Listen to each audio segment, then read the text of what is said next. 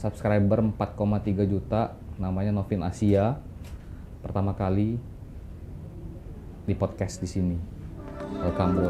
Ternyata orang Palembang juga ya. Thank you. Udah diundang. Lagunya viral, orangnya kita nggak tahu yang mana. Baru hari ini muncul orangnya. Tapi tetap masih pakai kacamata, nggak tahu kenapa. Pertanyaan bro, jadi awal mula bikin musik terus sampai bisa jadi seperti sekarang banyak followers itu awal mulanya karena memang hobi dari kecil atau memang ya accidentally tiba-tiba bikin lagu atau gimana? Jadi awalnya tuh saya bukan dari keluarga musisi, saya juga aslinya bukan di bidang musik. Jadi hobi musik remix itu, breakbeat, awalnya tuh karena sekedar hobi. Jadi saya hanya nge-re-upload di YouTube pada zaman itu. Dan pada waktu itu nggak seribet sekarang peraturan YouTube, jadi bisa menghasilkan gitu. Cuma lama-kelamaan saya tuh merasa kayaknya asik juga nih musik. Boleh saya dalamin gitu. Makanya pelan-pelan, tutorial, segala macam, belajar musik. Akhirnya kecemplung beneran jadi musisi. Oh berarti memang otodidak belajarnya? Otodidak, belajar dari senior-senior yang pada waktu di wilayah lain. Lewat video call dan gitu-gitu kita belajarnya. Saking seriusnya sampai video call loh. Lewat Discord gitu-gitu. Sampai sekarang masih. Jadi sampai sekarang kita berbagi bahan-bahan remix, berbagi ilmu lewat Discord. Jadi online ya? Online, bener. Sejak tahun berapa bro? Menggeluti dunia YouTube itu sejak tahun 2015. 2015 sampai sekarang? Sampai sekarang. Jadi awal mula 2015 itu masih 0 subscriber. Sampai sekarang sudah 2023 follow subscribernya 4,3 juta. Betul. Sudah ngasilin berapa banyak bro? Range lah. Range aja, nggak apa-apa. Jadi biar teman-teman di sini yang ada di sini sama yang nonton di rumah terinspirasi juga kan bagi mungkin yang punya minat di bidang musik. Kisaran berapa? Beberapa miliar. Miliaran bro? Miliar.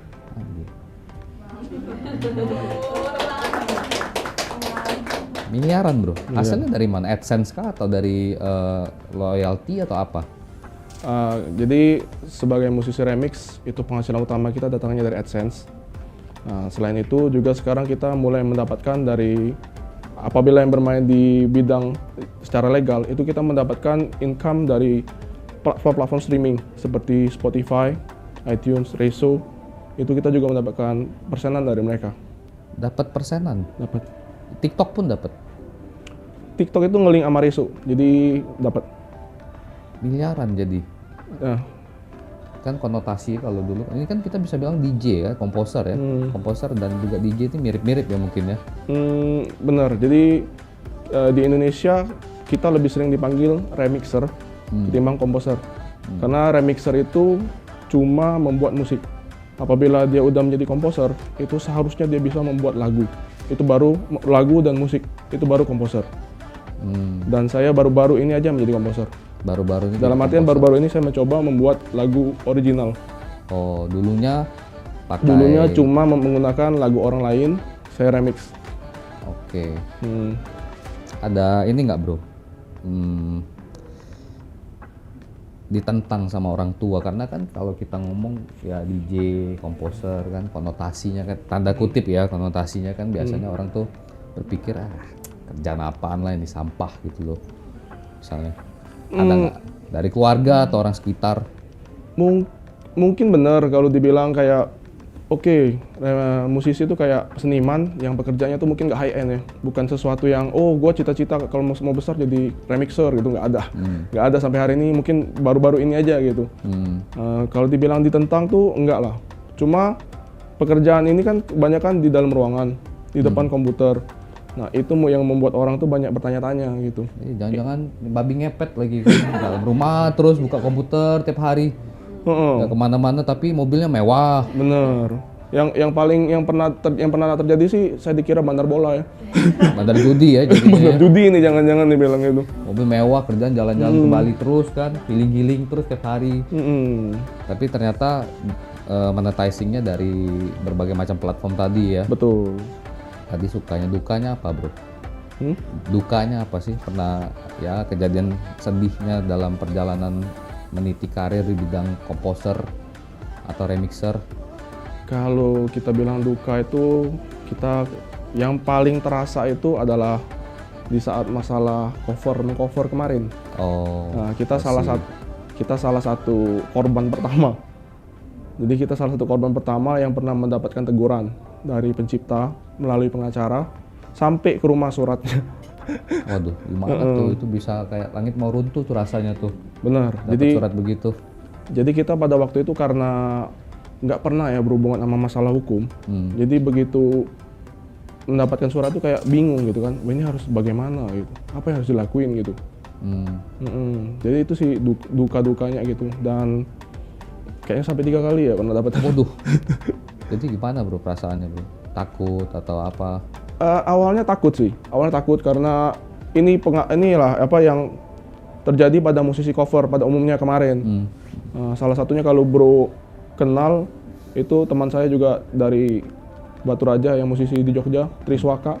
Nah itu juga pernah bermasalah seperti itu kan. Kita pernah menghadapi hal yang serupa. Cuma ya lagi-lagi menurut saya yang paling penting di dalam dunia entertainment itu tidak lain dari attitude. Menarik. Pekerjaan apapun itu pasti berhubungan sama attitude. Attitude. Jadi yang saya lakukan pada waktu itu, jelas saya harus menghubungi pencipta. Saya harus bilang, telepon, Bang, ini saya Novin Asia, dari channel Novin Asia.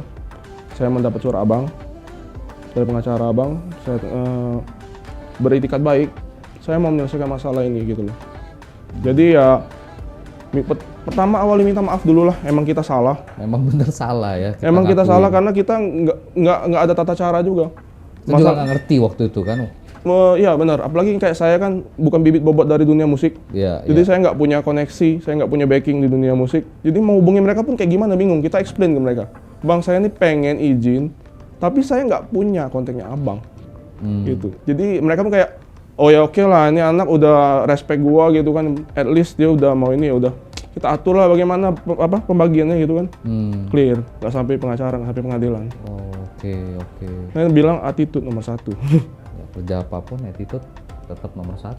Jadi sama seperti di tempat saya juga, misalnya ada staff ya baru atau staff mau melamar kerja, yang kita lihat bukan karena pintar dia atau memang dia jago melakukan sesuatu, tapi dari attitude.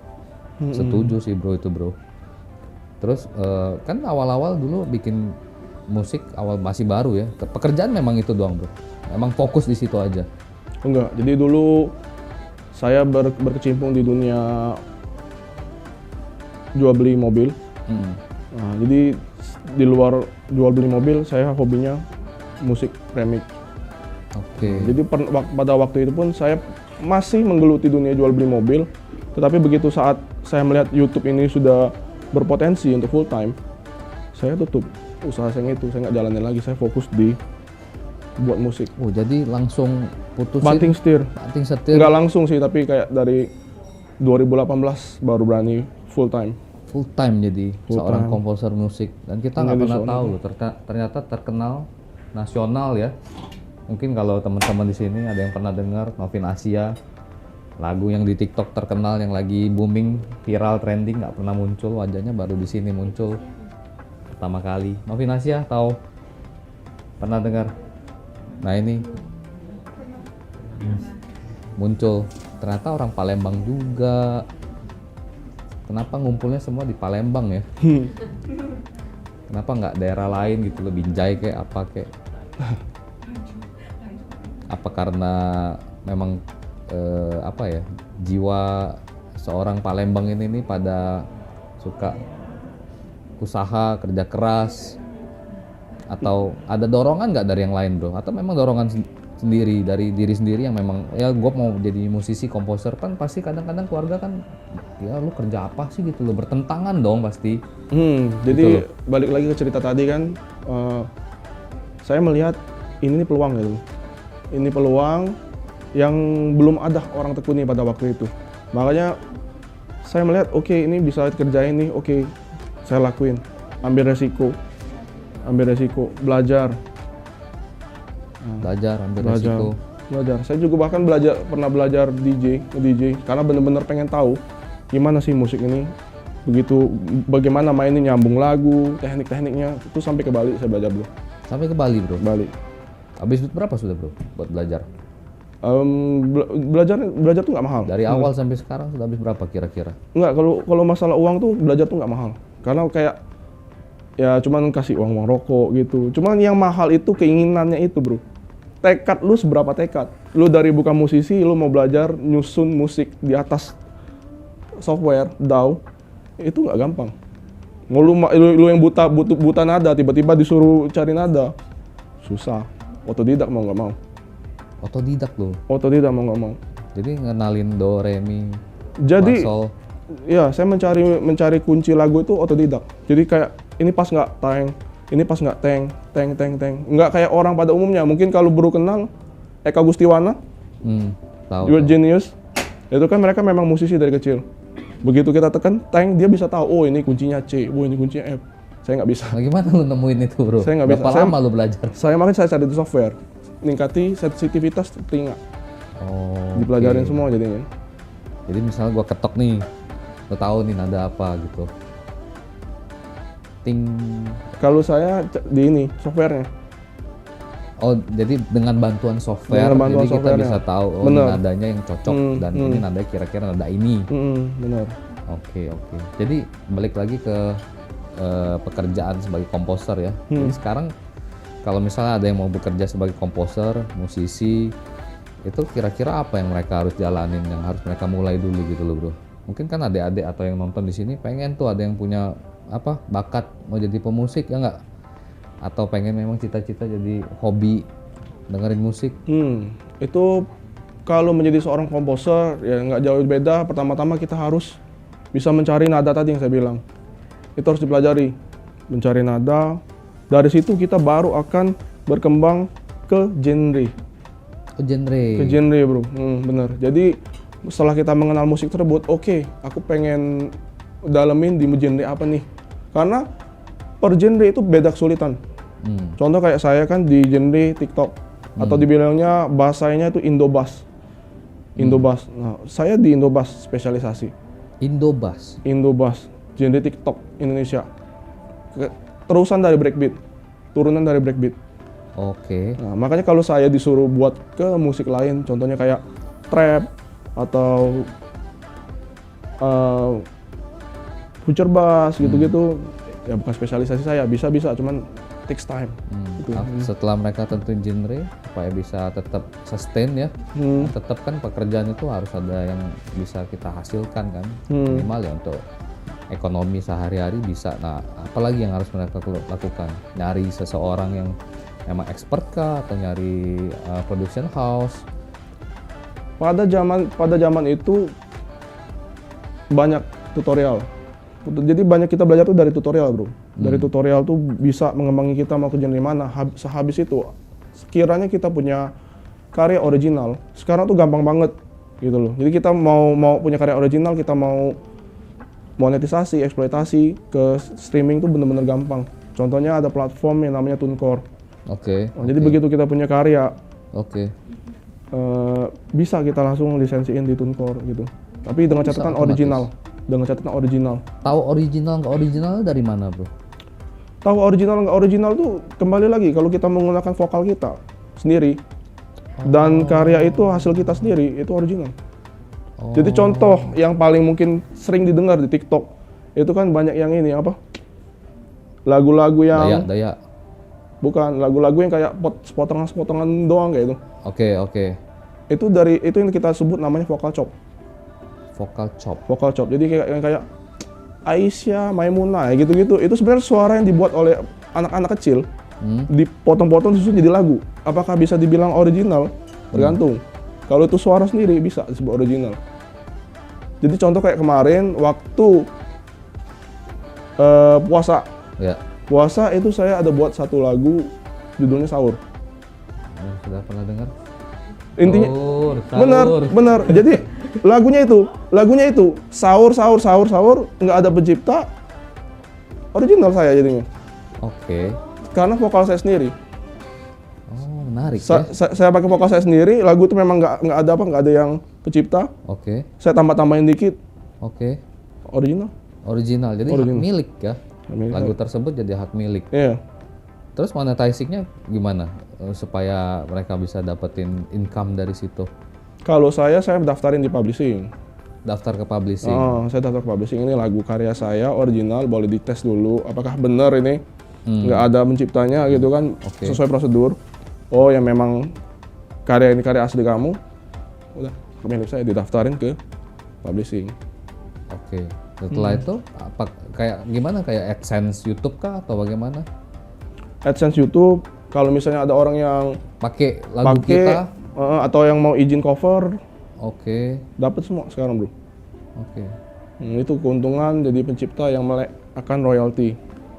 Oke. Karena nggak semua pencipta melek akan royalti. Makanya baru-baru ini aja mereka mulai kisruh masalah royalti kan. Benar. Ya kayak yang itu ya, yang sebelah ya. Kayak kasus yang lagi viral lah ya. Yang lagi Tahu lah kalian. panjang sama yang jenggotnya panjang ya. Betul. Dan yang sebut nama lah di sini. Jadi setelah itu mereka dapat revenue terus menerus ya kalau lagunya Terus dipakai. menerus. Artinya bagaimana kita bisa meng-create satu karya yang bagus ya. Satu karya yang orang dengar, oh ternyata lirik lagunya catchy ya, bisa dipakai nih di TikTok. Mulai orang berkreasi. Oke. Menurut lu bro, karya yang bagusnya kayak gimana bro? Yang orang suka di Indonesia itu kan lu sudah berpengalaman lebih kurang 2015, 2023, 8 tahun bro. Apa sih kira-kira formula atau apa ya?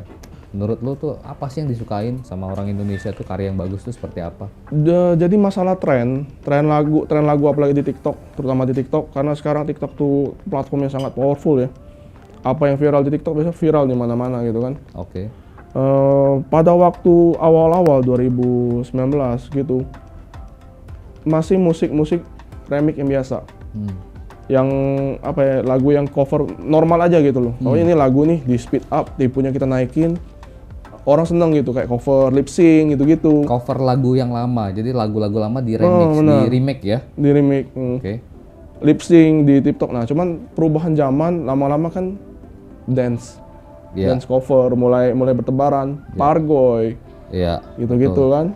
Nah, itulah yang orang Indonesia suka sekarang. Simple ya. Yang ngajak goyang. Simple ngajak goyang.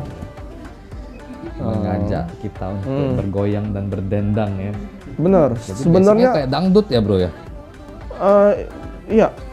Kayaknya kalau yang mulai 2023 ini ada satu style lagu yang bener-bener viral di Palembang. Memang ciri khas orang Palembang, itu namanya funkot. Genre funkot. Genre funkot. Mungkin kalau ada yang tahu tuh tahu. Oh, ada. Yang mirip-mirip yang tahu lagu London Bridge. Yang viral. Nah, itu yang orang gue gini-gini. Oh iya. Tiba-tiba dia noleh gini. Sempat gua ada lihat di FYP gua tuh. Itu funkot. Itu genrenya funkot. Oke. Nah, jadi genre yang lagi gitu-gitu tuh sebenarnya lagi naik. Sebenarnya itu peluang untuk orang Palembang sih. Komposer remixer Palembang tuh peluang banget kalian di TikTok sekarang. Banyak nggak sih bro di Palembang?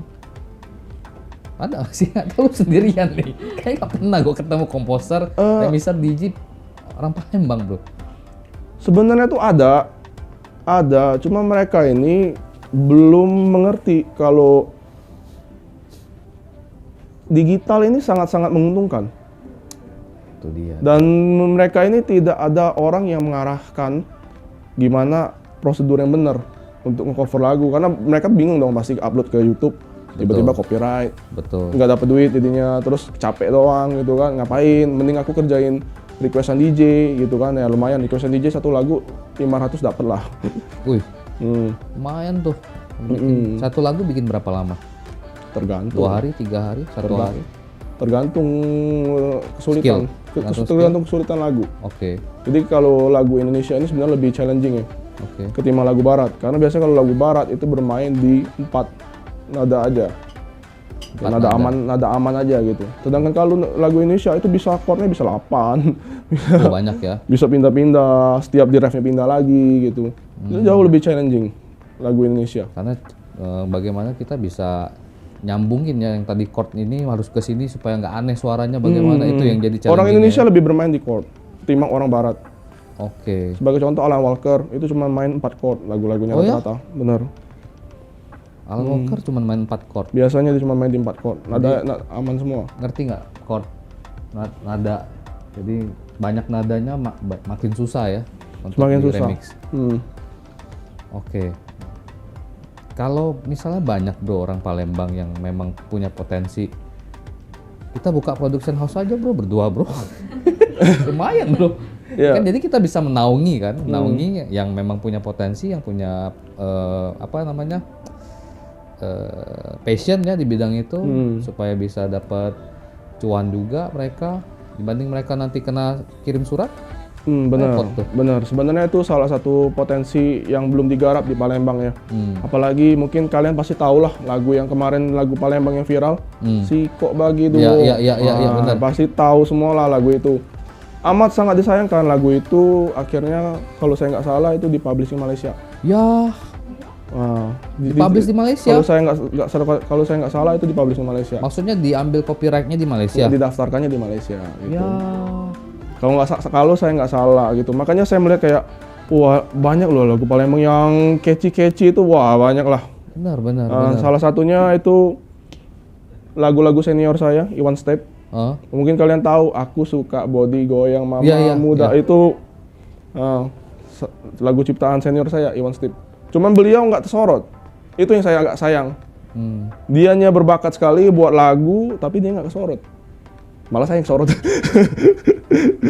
Benar. Dia senior. Makanya saya sering bilang ke dia kan, ayolah bang, kita coba-coba buat sesuatu yang wow Palembang ini gitu loh. Betul. Saya bilang. Karena kalian sukanya di belakang layar terus, nggak pernah muncul. Lagunya kita tahu, orangnya kita nggak pernah tahu siapa gitu loh. Banyak banget karya-karya remixer legenda Palembang itu sebenarnya ada itu, cuma nggak ke-expose. Nggak ke-expose ya? Nggak ke-expose. Oke. Setelah mereka monetizing, kira-kira apa yang harus mereka lakukan lagi bro? Kayak lu nih, kira-kira planning ke depan tuh ngapain lagi nih setelah bisa monetizing? Biasa kalau anak-anak baru nih kan monetizing sudah oke gitu loh, bisa menghasilkan, pergi dugem mentar mereka. Jadi kalau dari saya sekarang, apabila udah bisa remix, itu kita nggak bisa lari dari yang namanya personal branding. Oke. Personal branding itu penting di zaman sekarang, karena contoh kayak platform TikTok. Ya. Kemarin kita bisa ngupload yang kayak video spektrum gitu-gitu kan, yang penting lagunya gitu kan. Sekarang kan itu sudah kurang bekerja. Iya. Lagi-lagi balik ke orang yang muncul. Nah, salah satunya ada bukan junior lah, apa kayak teman tekan lah. Teman dia di TikTok jadi personal brandingnya jadi gitu. Dia main di speech composing, jago. Speech composing. Contohnya gitu bro. Speech composing itu kata-kata orang kita susun menjadi lagu. Wow. Contohnya kayak kemarin. Enggak, itu lagu sih. Ayah Susanti lagu sih. Ayah Susanti lagu atau itu lagu yang tulis habis itu. Yang ini yang contoh yang speech composing ini. Toyik mana itu? Lagunya siapa itu yang Fuji? Gala Sky. Oke. Itu Gala Sky nyanyi di speech composing jadi lagu, bro. Oke. Itu speech composing. Dan yang kemarin buat awalnya juga Eka Gustiwana sih. Ditiru orang, maksudnya di adaptasi, dibuat ke TikTok. Oke. Naik bisa gitu. Makanya itu tingkat kreativitas lebih tinggi lagi itu. Lebih sulit lagi. Oke. Terus kita balik lagi ke ini ya. Biasalah kita ngomongin cuan. Kalau lagunya viral bro, lagunya viral di TikTok ya, berapa sih kira-kira cuan yang perkiraan aja yang bisa mereka dapatkan gitu loh? Viral di TikTok, ada nggak itu sharingnya dari TikTok? Ada atau? Harusnya sih ada. Harusnya sih ada. Nah, cuma saya nih tipikal orang yang nggak musingin ke situ. Oke. Dalam artian dari dulu saya berprinsip kerja dulu. Oke. Masalah dapat berapa urusan nanti. Oke. Dan itu udah banyak publishing yang tahu sama watak saya itu gitu loh. Jadi saya nggak ini terserah mau gimana buat dulu, viral nggak viral urusan belakang. Gitu. Cincai lah pokoknya yang Cincai, penting. yang penting kerja dulu. Bikin dulu, kerja dulu. Karena pada zamannya itu label saya seperti dalam label saya itu kayak ada red card untuk jasanya saya. Yang dimana saya merasa kayak, wow, red card ini ngebebani saya sekali loh gitu loh. Ngeremix lagu, satu lagu sekian, sayanya aja kayak ketakutan. Wah, kalau lagunya nggak viral gimana ini? Jadi kayak beban tanggung Jadi jawab kayak beban kita tanggung ya, jawab, bener.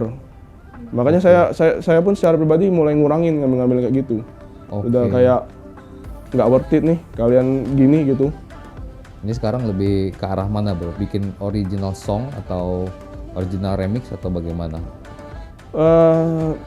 Rencana plan ke depan atau sekarang lagi jalanin? Yang lagi saya jalanin sekarang, saya mau perbanyak karya-karya original. Jadi saya ngerasa kayak memang pada waktu itu mungkin skill saya belum mumpuni di mastering suara gitu-gitu, dan akhir-akhir ini saya cukup mendalami. Dan juga kalaupun saya misalnya kurang, saya tetap akan bertanya kepada senior-senior lain, gimana ini, sudah cukup belum atau gimana. Jadi intinya tuh kalau kita terlalu mengandalkan diri sendiri di dunia sekarang, kayaknya terlalu idealis ya bro, susah maju. Jadi kita mau nggak mau kita harus tetap minta bantuan yang bisa kita dapat dari rekan-rekan. Gitu. Intinya jangan ngandalin diri sendiri lah, tetap harus bekerja sebagai tim saat ini. Jadinya harus bareng-bareng ya. Jadi Bener. bukan saling saling bersaing, tapi lebih ke kolaborasi sekarang ya. Bener. Zamannya zaman kolaborasi. Bener, zaman kolaborasi, bukan lagi kayak dulu. Karena di dalam musik remix ini pun suka dukanya adalah itu tadi bro, saling sikut. Saling sikut ya. Saling sikut, salah satu dukanya gitu. Oke. Wow, ketat juga ya berarti persaingan di dunia remix ini. Oh bener, apalagi kalau saudara-saudara kita yang di daerah timur ya, mereka terkenal dengan budaya baku dis, baku hantam. Baku dis. Jadi saling ngedis gitu. Ya itu sih beruntung kita orang-orang Palembang Solid ya, tetap ada, cuman nggak sebanyak itu, nggak lebih solid lah ya. Nggak sedikit ribut gitu, sedikit buat lagu untuk ngedis orang. Tapi untungnya apa sih bro? Hah? Berbuat hal seperti itu nggak ada untungnya juga kan? Buat mereka nggak ada untung, buat kita juga nggak ada untung. Kayaknya kepuasan pribadi lah ya. Oke. Kepuasan pribadi, cuma nggak ada sejauh ini, nggak ada lagu dis yang naik tuh nggak ada. Iya. Nggak pernah. Ya, it's weird aja, aneh gitu. Ya. Maksudnya kita kan buat karya dengan kreativitas ya supaya bisa dinikmati banyak orang. Ya kenapa harus di apa namanya? Kayak di boykot ya jadinya. Wajar sih sebenarnya ada pro sama kontra, tapi ketika kita bikin sesuatu hal tuh tujuannya baik kan harusnya aman-aman aja, maksudnya ya semuanya harusnya enak gitu loh, seneng dengerin gitu loh. Ternyata dunia musik mirip juga kayak dunia usaha ya. Bener, itu salah satu hal yang paling saya kaget di dunia musik. Pikiran saya dunia musik adalah dunia yang damai. Iya, harusnya kan seniman, kreatif. Begitu saya terjun, saya melihat oke, ternyata tidak jauh dari politik. Itu juga politiknya bro? Mirip-mirip juga? Mirip-mirip, nggak jauh dari politik. Menarik. Sebagai contoh, pencipta lagu, ya. ada yang tidak boleh orang menggunakan lagu dia di remix. Oke. Tiba-tiba ada satu remixer, izin, dia kasih ke satu orang ini aja.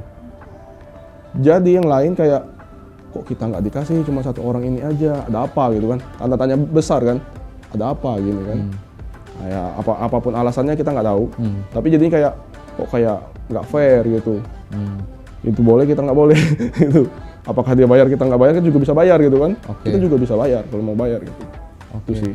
Nah, nggak jauh-jauh dari situlah. Mungkin solidaritas antar daerah atau gimana gitu. Nah, makanya saya juga kayak oke banget kalau Palembang. Mana tahu kan ketemu orang pencipta Palembang, kita garap lagu kalian, kita naikin. Oke. Jadi ada faktor X-nya juga ya, kayak kedekatan personal mungkin. Bener, yang lain bener. Kedekatan satu daerah mungkin gitu. Ya karena lagu ini juga kan kebanggaan masing-masing daerah juga ada pastinya begitu. Bener. Oke. Terus gua nih masih penasaran bro. Jadi sampai sekarang lu bikin lagu, terus masih ngeremix. Pernah diundang nggak bro ke acara-acara, misalnya kayak nge-DJ gitu atau turun ke acara gitu, event gitu?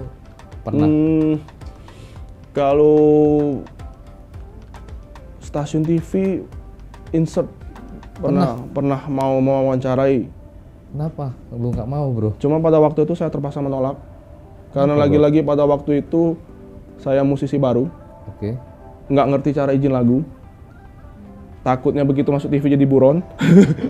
Jadi saya menolak. Oke, ya karena ketakutan. Karena tadi insecure tadi. Karena kayak waduh, ini lagu orang, saya remix, nggak ada izin, viral, masuk TV, waduh, katanya DPU.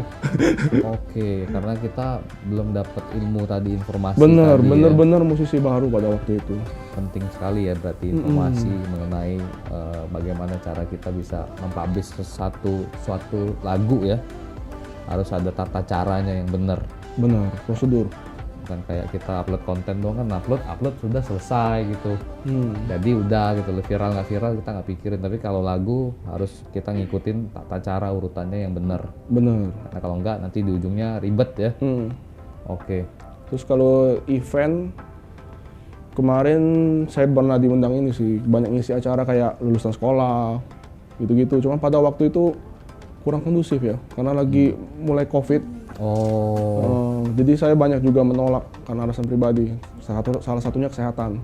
Oke. Karena lagi COVID kan. Oke. Terus, aduh, gue mau nanya apa tadi sempet. Jadi bikin lagu boleh request nggak sama lu bro? Jadi kalau misalnya atau yang nonton di sini kan ada rencana gue pengen bikin jingle nih buat perusahaan gua atau pengen bikin jingle buat brand gua gitu loh. Bisa nggak request sama lu bro? Bisa request sama lu. Dengan cara apa? Kalau misalnya gua nih pengen bikin request bikin lagu jingle buat brand gua nih, misalnya barangnya biskuit lah, gitu loh. Apa yang harus gua kasih ke lu gitu loh? Apa yang lu perluin, data apa dari gua? Yang gua perluin itu contoh pertama, lu mau musiknya kayak gimana gitu, mirip yang mana, lagunya pengen kayak gimana, terus kata-katanya apa gitu. Oke. Sebagai contoh, dulu saya pernah membuat jingle untuk salah satu brand minuman yang terkenal di Indonesia, mungkin pada tahu, Krating Deng. Krating Deng. Krating Deng, Torpedo itu anak perusahaan Krating Deng juga. Oke. Pada waktu itu mereka minta saya buat jingle untuk di TikTok. Itu internasional loh, Krating Deng, nggak main-main loh. Oke. Nah, jadi dari Krating Deng itu sendiri mereka memberikan contoh lagu gitu. Ini loh, dia bilang lagu yang mau kita tuh ini, kayak gini. Mirip-mirip yang seperti itu. Mirip-mirip seperti ini, kata-katanya ini. Jadi kita mencari gimana lagu ini bisa menjadi enak untuk di dalam TikTok tersebut. Oke. Apakah ada revisi? Jelas ada, beberapa kali. Jadi mungkin mereka merasa kayak pengucapan Krating Deng itu aja ada pengucapannya loh bro. Jadi ada nadanya, bener, ada intonasinya. Jadi begitu saya menggunakan talent vokal perempuan, pada waktu itu kita take Krating Dengnya itu berkali-kali. Karena ada bener-bener nadanya deng gitu, gimana?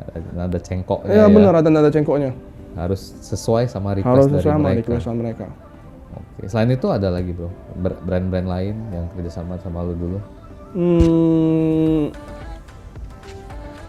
Saya pernah di offer Juk eksklusif. Juk platform digital Juk. Saya satu-satunya DJ yang di offer kontrak eksklusif waktu itu untuk buat lagu di platform mereka. Jadi kita disuruh bikin lagu, habis itu suruh di-upload di platform mereka, kita dibayar lagi? Iya, jadi dia kayak ini lagu, tolong di remix. Lagu ini cuma boleh ada di platform Juk. Menarik. Nggak boleh ada platform di nggak boleh di lain. Platform lain. Pada waktu itu Juk lagi promosi soalnya. Kalau misalnya di copy bro, terus di-upload di platform lain, bisa kena? Di take down. Dari Juk bakal di take down. Bakal apa? Di CMA take down ya. Oke. Pembuatan lagu itu sendiri berapa lama bro? Yang Krating Deng? Krating Deng itu lumayan panjang waktunya. Berapa karena lama? Mencari mencari bener-bener dari kosong kan, bener-bener dari nol. Kalau musik cover kan udah ada nih, chordnya udah ada. Kalau ini kan kita bener-bener buat chord sendiri. Walaupun durasinya cuma 15 detik, tapi itu sampai berhari-hari. Kalau nggak salah waktu sampai seminggu.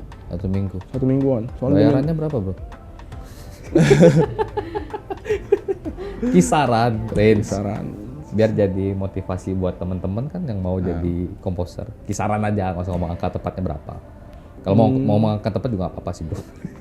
Nah, belasan lah. Oke, very nice. 1 minggu kerja lu. Di atas gaji UMR sudah itu. Ya orang gaji 1 bulan, gaji UMR-nya cuman berapa sekarang? 34, 35. Ini kerja 1 minggu, bro. Sangat menjanjikan ya, berarti dunia musik komposer ini ya. Latihannya bagaimana, bro? Dengan banyak create musik atau harus gimana? Lu sering main gitar, ngamen di jalan gitu? Nggak perlu? Enggak, jadi latihannya tuh ya karena kita pakai tadi software. Oke, nggak perlu healing ke Bali dulu gitu loh, ke Ubud kan dengerin suara monyet, suara apa gitu. Oh, gua dapat inspirasi gitu loh. Terkadang saya duduk di kafe, denger orang nyanyi, itu inspirasi. Inspirasi ya. Kalau lagi stuck gitu, lu tetap jalan-jalan aja atau gimana? Ya jalan-jalan, cari udara. Ya lagi-lagi pada basicnya seorang remixer, komposer itu pasti sambil ngerokok lah, sambil minum lah. Karena di saat kita minum tuh buat inspirasi datang. Itu salah satu hal yang senior saya ajarkan. Kalau lagi stuck, minum aja dulu. Minum aja, kita bakal tipsi-tipsi itu bakal lebih enak bermusik katanya. I see. Jadi biar lebih relax ya. Lebih relax, inspirasi datang, dibilang. Nice. Pernah disangka orang gila nggak, bro? Mikir gitu sama keluarga mungkin. Atau tidak pernah? Sering. Sering, kadang-kadang bengong, gitu kan lagi ngapain gitu. Apalagi kalau lagi dikejar target. Contohnya mau buat musik kan, aduh gimana nih, apa nih, mau digimanain nih, bengong, di meja makan bengong, ngapa-ngapain bengong. Karena dikejar target tadi ya. Saking pusingnya udah mikirin gimana supaya cepet selesai. Jadi kayak orang bikin naskah novel gitu juga kan, kadang-kadang dia nggak dapat inspirasi mau tulis apa di kertas itu, dia pergilah dia jalan-jalan gitu. Inspirasi yang paling lu sering dapetin tuh biasa dari mana? Dengerin musik orang lain? Nggak dari dalam kamar mandi ya pastinya ya. Di WC gitu katanya inspirasi terbaik itu di dalam WC katanya. Di dalam toilet. Jarang dapat begitu. Saat-saat bersiul adalah mungkin. Bersiul, ternyata enak juga ya gini ya. Oke. Novin Asia. Arti nama Novin Asia ini sendiri apa, bro? Kata orang itu nggak ada orangnya, kan sempat ada desas-desus seperti itu kan, kabar-kabar burung yang seperti katanya ini hanya sebuah community. Asal muasal nama Novin Asia sendiri dari mana, bro? Sebenarnya nama Novin itu sendiri hanya dari nama kecil gitu loh. Oh, I see. Nama kecil, Novin gitu kan. Sebenarnya itu namanya itu Novianus. Cuma karena ada anus jadi Novin. Gitu. Makanya jadi cuma Novin. Karena tinggal di Asia jadinya gitu. Novin Asia gitu. Itu dari sebuah keisengan. Hanya dari sebuah nama kecil yang lu ubah sedikit, akhirnya jadi sangat terkenal, bro. Ada beberapa followers lu dari luar nggak, bro?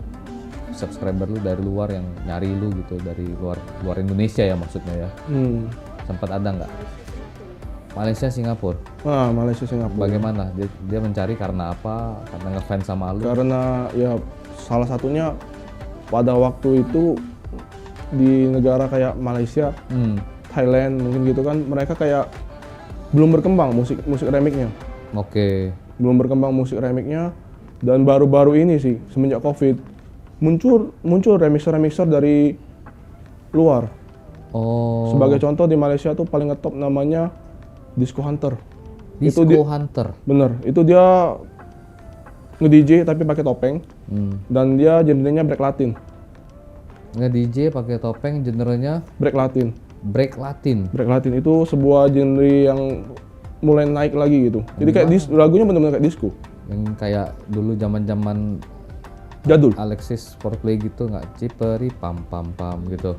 Tapi dia break Latin, jadi kayak ketukannya tuh bener-bener ngajak disco. Oke. Duk. Nah, Nggak terus tahu ya, yang adik-adik belum tahu itu. mungkin boleh nggak dilihat perlu tahu ya. channelnya Disco Hunter. Nah, terus juga di Thailand itu juga akhir-akhir ini dia melahirkan Thailand Style. Thailand Style. Thailand Style. Kapan kita bikin Indonesian Style? Indobas tadi. Indonesia udah punya Indobas. Oh. Walaupun sering dinyinyirin oleh yang remixer yang ngerasa dirinya internasional, dia bilang apa sih Indobas, asu lah gini lah gitu. Maaf ya. Iya. Tapi mereka nggak bisa menghargain itu style asli Indonesia. Kita nggak copy orang, itu asli Indonesia. Turunan walaupun turunan dari breakbeat, tapi lahirnya di Indonesia. Mereka ngebanggain kayak yang style EDM gini-gini. Tapi nyinyirin orang lokal. Style EDM tapi nyinyirin orang lokal. Buat apa mereka nyinyirin? Nggak jelas. Kalau di grup komunitas. Iri mungkin. Makanya aku selalu bilangin ke yang junior-junior gitu kan. Terserah mereka mau ngomong apa. Omongan mereka nggak ngisi kantong lu. Betul. Iya, setidaknya kantong lu padat-padat kok. Dari lagu Indobas.